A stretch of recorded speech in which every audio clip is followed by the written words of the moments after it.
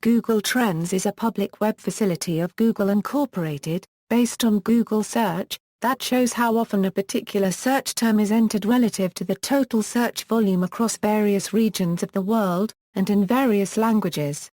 The horizontal axis of the main graph represents time, and the vertical is how often a term is searched for relative to the total number of searches, globally. Below the main graph, popularity is broken down by countries, regions, cities and language. Note that what Google calls language, however, does not display the relative results of searches in different languages for the same term, s. It only displays the relative combined search volumes from all countries that share a particular language. It is possible to refine the main graph by region and time period. On August 5, 2008, Google launched Google Insights for Search, a more sophisticated and advanced service displaying search trends data. On September 27, 2012, Google merged Google Insights for Search into Google Trends. Background: Google Trends also allows the user to compare the volume of searches between two or more terms. An additional feature of Google Trends is in its ability to show news related to the search term overlaid on the chart, showing how new events affect search popularity. Originally, Google neglected updating Google Trends on a regular basis. In March 2007, Internet bloggers noticed that Google had not added new data since November 2006, and Trends was updated within a week. Google did not update Trends from March until July 30, and only after it was blogged about, again. Google now claims to be updating the information provided by Google Trends daily. Hot Trends is updated hourly. On August 6, 2008, Google launched a free service called Insights for Search.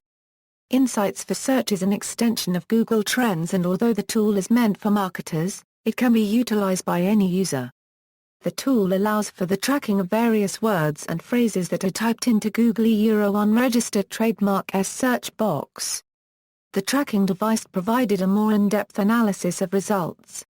It also has the ability to categorize and organize the data, with special attention given to the breakdown of information by geographical areas. In 2012, the Insights for Search has been merged into Google Trends with a new interface. In a series of highly influential articles in the New York Times, Seth Stevens' David Ovitz used Google Trends to measure a variety of behaviors. For example, in June 2012, he argued that search volume for the word nigger, s, could be used to measure racism in different parts of the United States. Correlating this measure with Obama's vote share, he calculated that Obama lost about 4 percentage points due to racial animus in the 2008 presidential election. He also used Google data, along with other sources, to estimate the size of the gay population. This article noted that the most popular search beginning "Is my husband gay?" In addition, he found that American parents were more likely to search "Is my son gifted?" than "Is my daughter gifted?" But they were more likely to search "Is my daughter overweight?" than "Is my son overweight?" He also examined cultural differences in attitudes around pregnancy. Evidence is provided by Jeremy Ginsberg al. that Google Trends data can be used to track influenza-like illness in a population.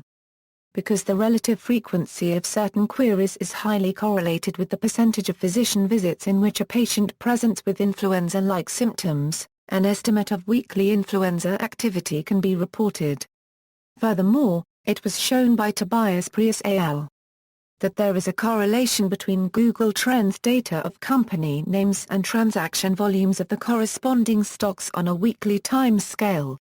In April 2012, Tobias Prius, Helen Susanna Moat, H. Eugene Stanley and Stephen A. Bishop used Google Trends data to demonstrate that Internet users from countries with a higher per capita gross domestic product are more likely to search for information about the future than information about the past. The findings, published in the journal Scientific Reports, suggest there may be a link between online behavior and real-world economic indicators. The authors of the study examined Google search queries made by Internet users in 45 different countries in 2010 and calculated the ratio of the volume of searches for the coming year to the volume of searches for the previous year. which they call the A-Euro Future Orientation Index, a Euro unregistered trademark. They compared the Future Orientation Index to the per capita GDP of each country and found a strong tendency for countries in which Google users inquire more about the future to exhibit a higher GDP. The results hint that there may potentially be a relationship between the economic success of a country and the information-seeking behavior of its citizens online.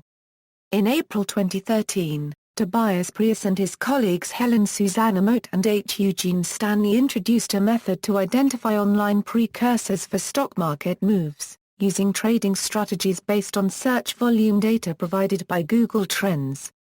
Their analysis of Google search volume for 98 terms of varying financial relevance, published in scientific reports, suggests that increases in search volume for financially relevant search terms tend to precede large losses in financial markets.